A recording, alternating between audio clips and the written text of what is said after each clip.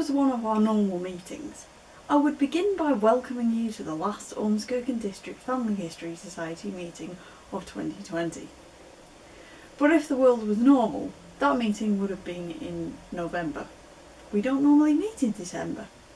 But thanks to the wonders of technology, we've got the ability to be a bit flexible this year. So today, I invite you to step back in time 150 years to investigate how the residents of Ormskirk would have prepared for Christmas in the year 1870. It was the year when Charles Dickens died.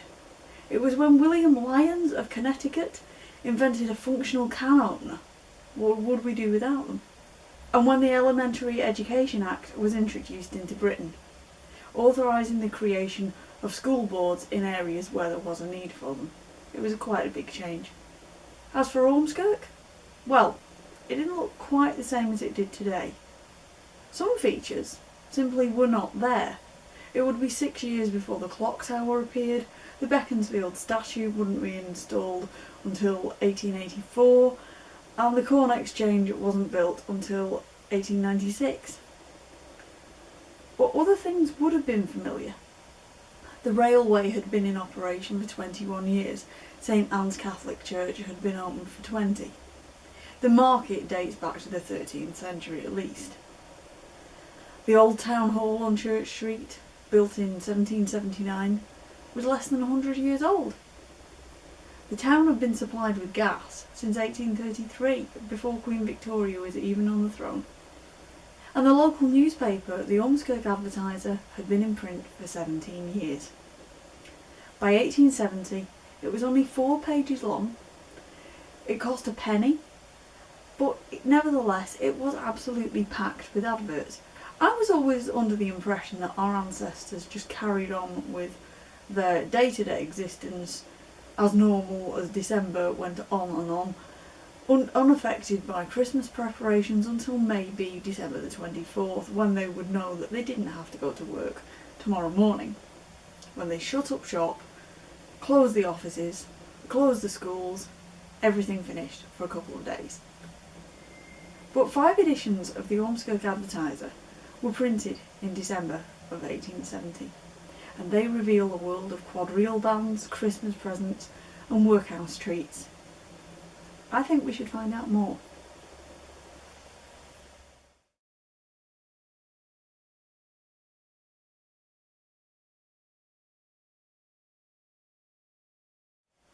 The Ormskirk Advertiser suggests that the Victorian residents were just as interested in choosing Christmas presents for their friends and family as we are today.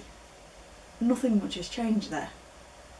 And the Advertiser, even more than that, offers all sorts of suggestions from local traders about things that they stocked that would be suitable for Christmas presents. A few not so subtle hints from a local business there. Hutton's 1 shilling box of stationery containing 48 sheets of superfine notepaper, 48 good envelopes, 1 black lead pencil, 1 pen and holder, 1 stick of wax, a sheet of blotting paper, all packaged up in a neat box with a picture of Ormskirk Parish Church on it, with the very familiar tower and spire. If there was a music lover in your life, then an excellent music box was on sale, which could play 12 different tunes. What these were is not stated. There was no price mentioned either, but you could find out more at the Ormskirk Advertiser office. Perhaps it's a private sale here. Meanwhile, at J. Watt's, the music seller on Church Street, you could choose from a carefully selected supply of new pianofortes and other instruments of good quality and moderate prices. Every Victorian home needs a piano. New music would be shipped from London every week, and if you wanted to buy a piano, a major investment, they would even consider and were willing to take your old piano by way of exchange. If you merely wanted a piano for a brief period, you could actually hire one. You could also hire a harmonium, or if you owned one yourself, you could just also use them to get the instrument tuned. Whether there were work Christmas parties in the Victorian era is really quite hard to say, but there were definitely opportunities to meet and socialise with friends and neighbours in all sorts of different ways. Page 1 of this edition of the paper mentions all sorts of entertainment. On the 7th of December, the Reverend Wannop of Burscough allowed St John's School to be hired out for a concert. This is not the nativity play you might be expecting. This is an instrumental musical concert, although it did have splendid new scenery, so that would be something to look at least, not unlike the nativity play. The Mrs Louisa and Adelaide Beardsworth and Masters John Charles and Albert Beardsworth were advertised as the vocalists, while a Mr J.E. Beardsworth was to perform a solo on the English concertina. Now, as a family history researcher, I instantly think, why are all these Beardsworth mentioned? Are they related? So I looked them up on the 1871 census, which was taken a few months after this newspaper was published, and sure enough, the census shows that hairdresser Richard Beardsworth, originally from Blackburn, and his wife Susanna, originally from Skipton, lived at 22 Orton Street. They seem to have moved from Enfield near Clayton-le-Moors in East Lancashire. They then lived at Oakenshaw between Leeds and Halifax, and eventually reached Ormskirk by about 1868, judging by the birth dates of their children. The older children included John Charles, aged 16, Louisa, aged 13, Mary Adelaide, 10, and Richard Albert, also 10.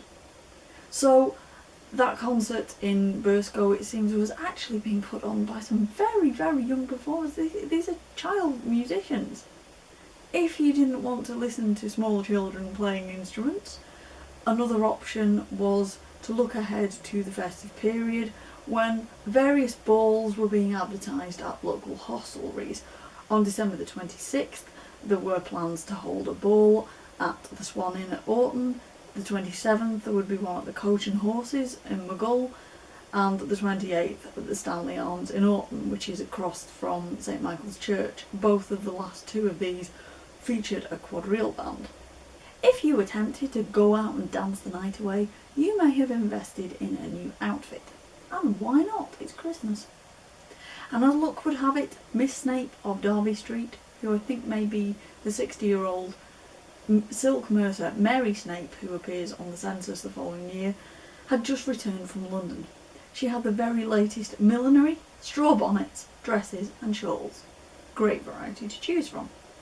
If, however, you prefer to get your new wardrobe in the city centre, you might take note of the advert placed by George Henry Lee and Company of Basnet Street in Liverpool, because he stocks sateen cloth for winter dresses. Ladies wishing to look very fashionable could turn to a special column on page 4 for a bit more advice. We learned that a kind of lace hood or handkerchief draped around the head and face in a most becoming style was the latest thing. If of black lace, we are advised, a crimson rosette or flower should be fastened into the hair at the top of the head. If the veil is white, a satin bow or rose at the side. This is more in the style of headdress rather than bonnet, as you probably deduce. Now, by this point in history, 1870, the trend of wearing the hair in a small bun with ringlets either side, or perhaps covered with a little lace cap if you were married, as we see in many Charles Dickens adaptations, or the recent series Gentleman Jack is a very good example of this. That was long gone. Many younger women would have aspired to hairstyles more like those worn by Emma Lavinia Gifford, Mrs Thomas Hardy, or perhaps even Princess Louise, who would marry the Marquis of Lorne on the 15th of March 1871, and doubtless was engaged by this point in history, this Christmas of 1870. Both hairstyles, as we shall see, would have been absolutely ideal for adding flowers and other such ornaments.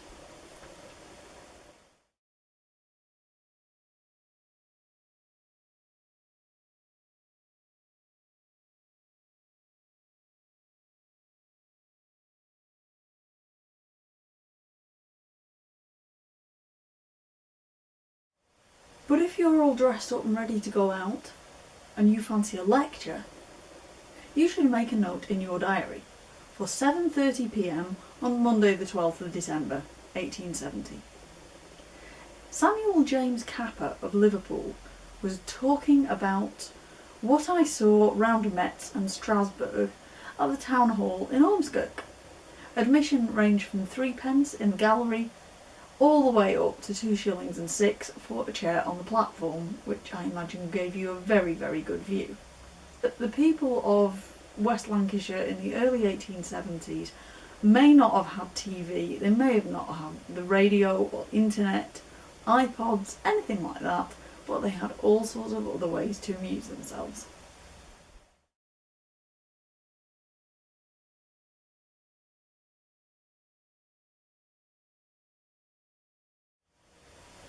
Some elements of Christmas are absolutely timeless. Many of us like to stock up on a few special foods, a few treats for the season. In my house, this seems to mean stockpiling tubs of chocolate and cheese biscuits and chocolate Brazil nuts, and after dinner mints and the ever-present bottle of sherry. Maybe you do the same.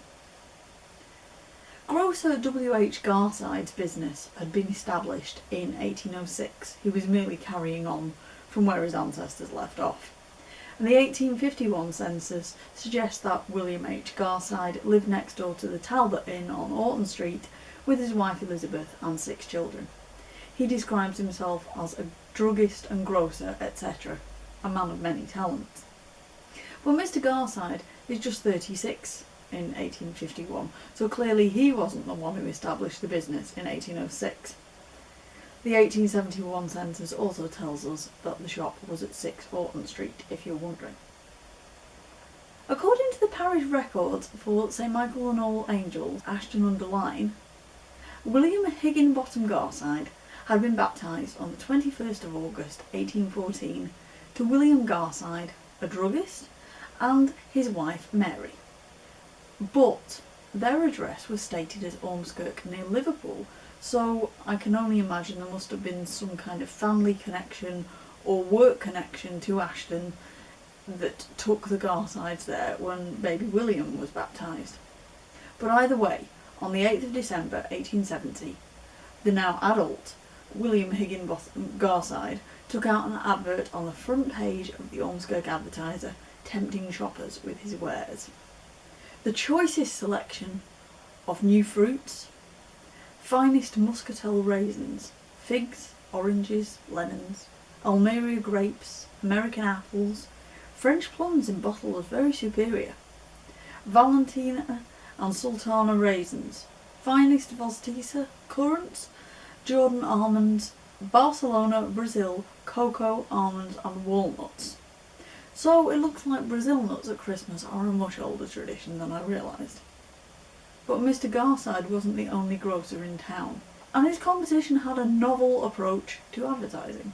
William Brown, who had a shop at 8 Moore Street and a stall in the Butter Market, wrote his advert as a poem. As Christmas is now drawing nigh, your groceries you'll have to buy. Well, Brown has a splendid stock, and to his mart at Wandsworth Lock. Brown for years has stood his ground, because his goods have cheap been found. Good value for the cash paid down has given birth to vast renown. Success must e'er attend his sway, and there is proof from day to day. For loads of goods off leave his store, supplies for rich as well as poor. Brown he will fair value give, for 'tis the mode by which to live. There's nothing got by selling trash, hence he avoids all balderdash. His teas at 2 and 6 you'll find are of a very pleasant kind. At 3 shillings and 6 he's prime indeed, no better will you ever need. His raisins, currants, muscatels, to one and all he cheaply sells. Coffee, cocoa, sugar and rice will all be found quite low in price. Candles, soap, soda and good blue, starch, washing powders he can do. Best things besides he has in store, that never pass by Brown's shop door. I feel like there should be a punchline at the end of that. It may not be subtle, but it's quite a creative way of advertising and I do quite like it. I almost get the impression of his shop being a little bit like Arkwright's in Open All Hours. Everything is in there somewhere and he will try and sell it to you. Richard Charnock, grocer and Italian warehouseman of Burscough Street, wasn't of such a poetic mind. He went for the simple approach. An easy-to-read, straightforward list, telling readers that his new family grocery warehouse stocked teas and coffees and sugar, spices, fruit and preserved fruits, jams, jellies, pickles, sauces and plain and fancy biscuits. All your supplies for Christmas there. And it's fair to say, if you wanted to do your food shopping for Christmas in Ormskirk in 1870, you were not going to go hungry. Perhaps we should return to the world of entertainment. According to this edition of the paper, there were a few choices, as well as repeat adverts for those balls that were planned at the Swan Inn, the Coach and Horses and the Stanley Arms. Anyone with a free evening on the 13th of December 1870, and I'm recording this on the 11th of December, so it will be 150 years on Sunday, might have liked to call in at Altker's schoolroom. For between sixpence and a shilling, with funds going to the Altker reading room, you could arrive at 7 o'clock for a grand miscellaneous entertainment to start at past. So what could you expect? Well, Mr. J. Connell from Liverpool will sing The Village Blacksmith and Little Mr. Binks.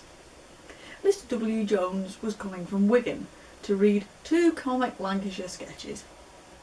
Mr. S. Abson of Birkenhead planned to sing The British Lion and The Jolly Miller of the Dee.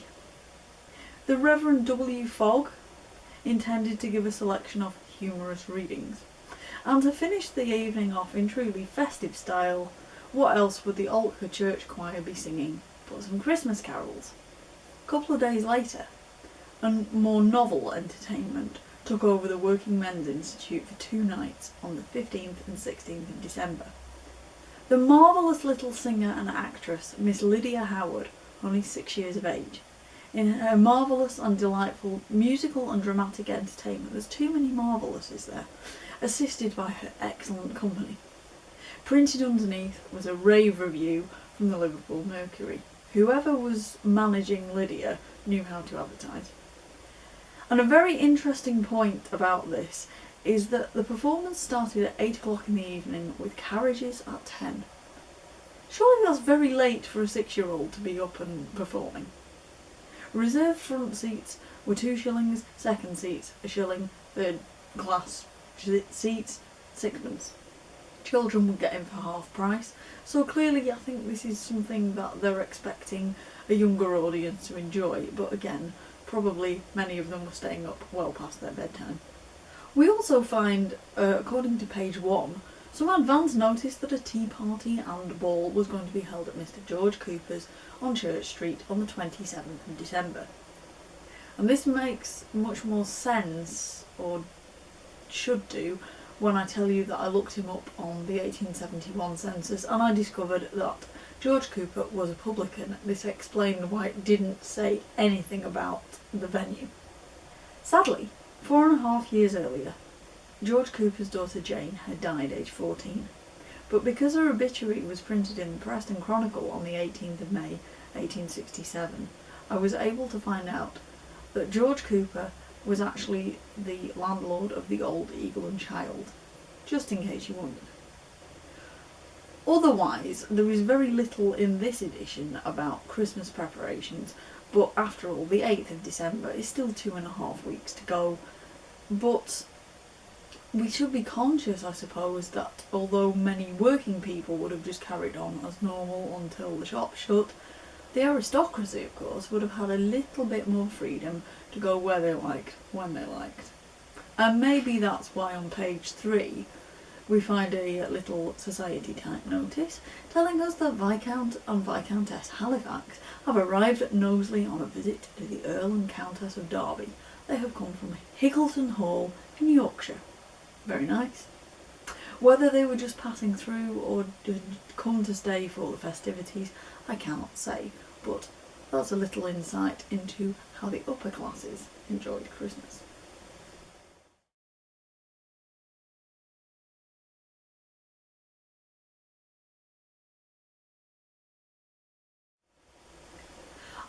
of December, we'd had notices from William Garside the grocer, Richard Charnock the grocer and the Italian warehouseman, and William Brown, grocer and poet, trying to tempt shoppers to buy their Christmas food from them.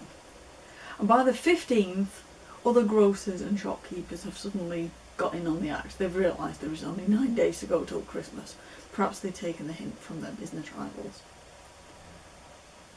Roast turkey may be associated with the traditional Christmas dinner, but it isn't the only option. It wasn't the only option then, it isn't the only option now. And to my surprise, I found a notice on page 1 placed by none other than James Mould, who is son-in-law to my 5 times great aunt Alice Hurst, later Heslip. She was born in Ormskirk. From his shop at 18 Union Street, Southport, James Mould offered a large supply of hams and bacons. Strangely, no other butchers advertised in that edition, but a note on page 3 did give prices per pound for beef, veal, mutton, geese, ham and bacon, with rabbits, fowls, chicken and duck priced per couple. So it was normal to buy 2 chickens at once, clearly. So it does seem that there was a good selection of meat to choose from in Ormskirk if you particularly wanted roast meat on your dinner table. And besides the currants and the raisins, the almonds and the muscatels, Thomas Alty & Co.'s Fruit Circular mentions a few finishing touches for the shopper who simply doesn't want the fuss of gift wrapping and would rather leave it to somebody else. You may have finest Dehesa muscatels, extra quality, in boxes, halves and quarters. Extra LMA figs, very choice, in £2, £4 and £7 boxes. You'd have to really like figs to want £7 of them, they're only little. Chinese preserved ginger, fine French plums in bottles, new apricot marmalade in camp kettles, fancy boxes and great variety. And to hammer the point home even further, he goes on to say these are suitable for Christmas presents. Stick a bit of ribbon on, maybe a tag, you're good to go. For those friends and family who maybe prefer a nice set of stationery, Thomas Hutton of Church Street was offering coloured notepaper, goffered or plain edged. Goffered just means it's crimped. 2 quires for 6pence, so a quire is 24 sheets. So that's actually quite a good deal, I think. 48 sheets of paper for 6pence, it sounds good to me. If you wanted to treat the creative person in your life, another advert may have caught your eye. You couldn't miss it, in fact. The front page is packed with all this tiny little print, except for one column, second in from the right, a quarter of the length of the page, and all it says is, Christmas presents. You cannot do better than purchase a genuine Wheeler & Wilson sewing machine. Instructions given gratis. Every machine warranted. The company's only office in Liverpool, 73 Bold Street. 30 words. Short, sweet, to the point. And they'll show you how to use it for nothing. You get complimentary tuition. Which is probably an improvement on our modern approach, which is to try and decode the instruction manual. I think the Victorians were onto something there.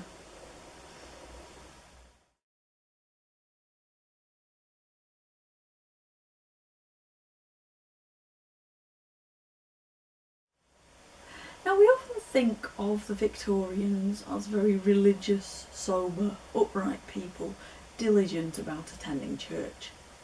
And if they were, the Ormskirk Advertiser of the 22nd of December 1870 had just the thing. It begins its own advert with the announcements, Christmas presents, again, no subtlety there. Church services and prayer books received this week from Messrs Eyre and Spottiswoods, the Queen's printers, in all the new bindings, and relatively inexpensive actually. Church services 1 shilling and 6 each, prayer books 8pence on their own, or a shilling and above if you want an edition with a few hymns in it. Research suggests that Eyre and Spottiswood's association with royalty predates Queen Victoria by quite a long way. It was Charles Eyre who originally received a patent as the King's printer back in 1767, so the king in question would have been George III, Queen Victoria's grandfather. By 1785, Eyre was in partnership with Andrew Strahan near Fleet Street in London, and by 1845 their respective grandsons George Edward Eyre and Andrew Spottiswoode were working together as printers to the Queen's Most Excellent Majesty for Her Majesty's Stationery Office. So you can understand why the Advertiser was so keen to tell people that one of their suppliers also did work for the Queen. But in a total contrast, printed immediately below, the simple words, ales, ales, ales. Whatever could that be about?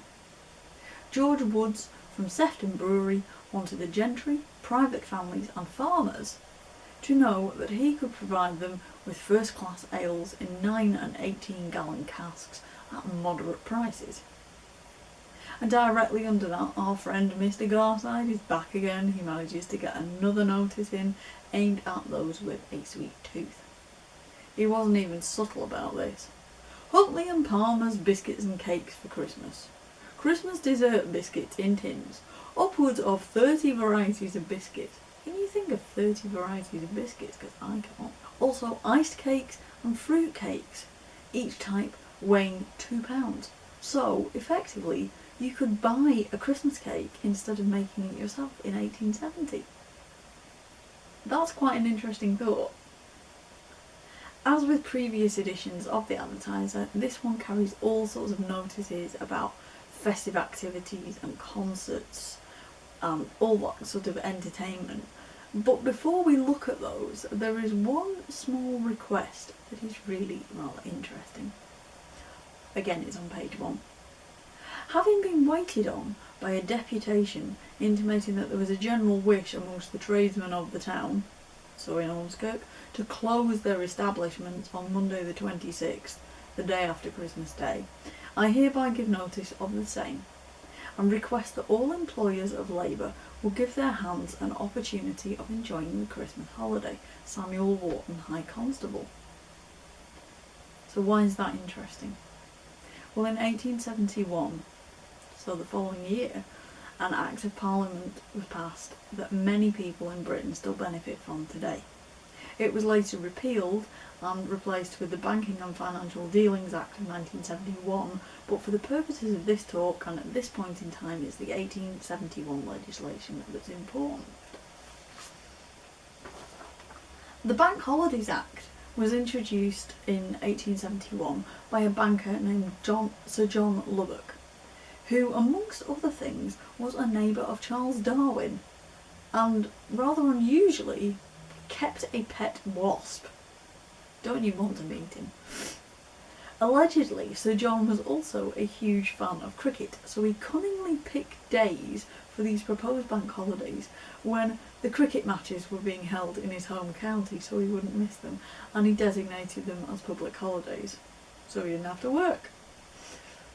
4 days were chosen at this point: Easter Monday, Whit Monday, the first Monday in August, and Boxing Day. And the first of these to fall after the Act was passed was the August holiday. So by Boxing Day 1871, Samuel Wharton would have had no reason at all to reprint that request to Ormskirk shopkeepers, because by then Boxing Day was a recognised public holiday. So we're looking at a really interesting period in time here. Other notices indicate that those who did get the day off would find plenty of options if they wanted a bit of entertainment. On Boxing Day itself, a tea party would be held at the Presbyterian Chapel at Drummersdale in Scarisbrick, tea on the table at 4 p.m, tickets cost £1, and you could expect some addresses by the ministers afterwards. Alternatively, you might prefer the ball at Mr John Shacklady's at the Bluebell in Barton, with music from our ever-popular quadrille band. Ladies' tickets £1 and gentlemen's tickets £1.06. You often see this in this kind of adverts for balls and dances.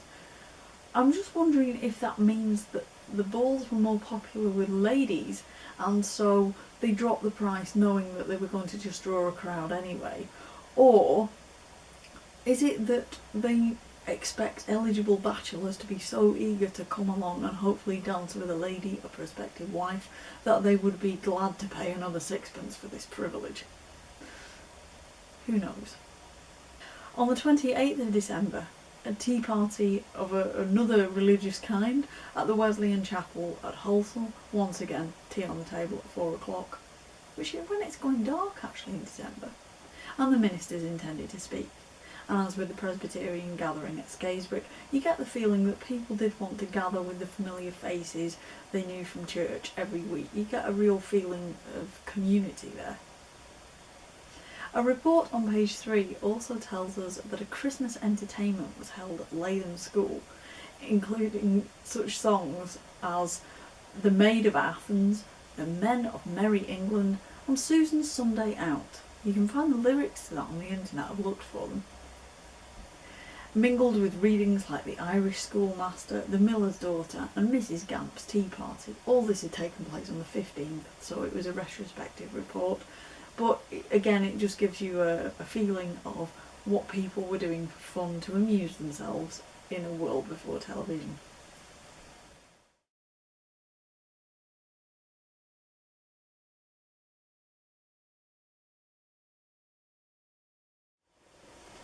If the Ormskirk Advertiser of December 1870 is any reflection of real life for our ancestors who were living and working in the surrounding areas 150 years ago, I cannot help but think that some elements of their Christmases aren't really so different to ours today.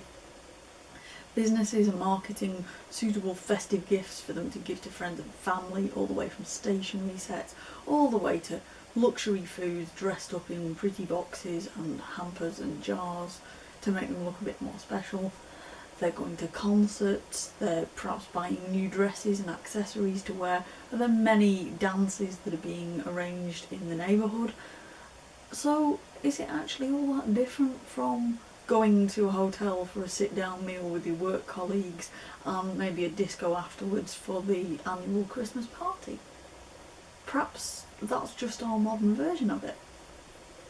Some lucky workers in Ormskirk might have even enjoyed the novelty of having Boxing Day off work. And you may argue that this could be an improvement on the modern trend of the New Year sales beginning basically as soon as the last posting date for things to arrive before Christmas has passed. And in a normal year, I'm sure that shops would be opening as early as possible on the 26th of December. But then again, the Victorians didn't have the internet. Christmas being a season of goodwill to all, I'll finish with an extract from the last edition of the Ormskirk Advertiser for 1870, which reminds us that even those who were really struggling were not forgotten. This is from page 3 of the 29th of December 1870 edition. On Christmas Eve, the yearly charity to the poor of Ormskirk, the interest of £1,000, left by the late P. Forshaw, Esquire, was distributed under the superintendence of the Reverend R. V. Sheldon, vicar of the parish, in the seasonable gifts of coals and food, in the same judicious and satisfactory manner as in former years. Today, the Victorian workhouses are often viewed as places of misery, the last resort of the truly desperate. That same Christmas Eve, the inmates of Ormskirk's workhouse were treated to an excellent dinner of roast beef and plum pudding, followed by a variety of creature comforts in the shape of ale, tobacco, snuff, fruit and biscuits. And that evening, the boys even put on a little concert in the dining hall. So it's nice to think that even those who were as hard up as they were ever going to be and ever wanted to be were still being treated with a little bit of humanity, even living in what today we think of as the place that all Victorians wanted to avoid. On which note, I conclude by wishing you all the very best for the festive season, however you plan to spend it. 2020 is our 40th anniversary year, and although it's been quite frankly a very, very strange one, it has seen Ormskirk District Family History Society do all sorts of things that we never expected to, including these video talks, So it's been an adventure and we hope to continue it. I hope that you enjoyed this little look back into Christmas as it was 150 years ago. If you do want to leave us a comment, or if you do want to share the video with anybody, then by all means do so. We would love to hear what you think. And apart from that, I'm going to finish off by wishing you all a very happy Christmas.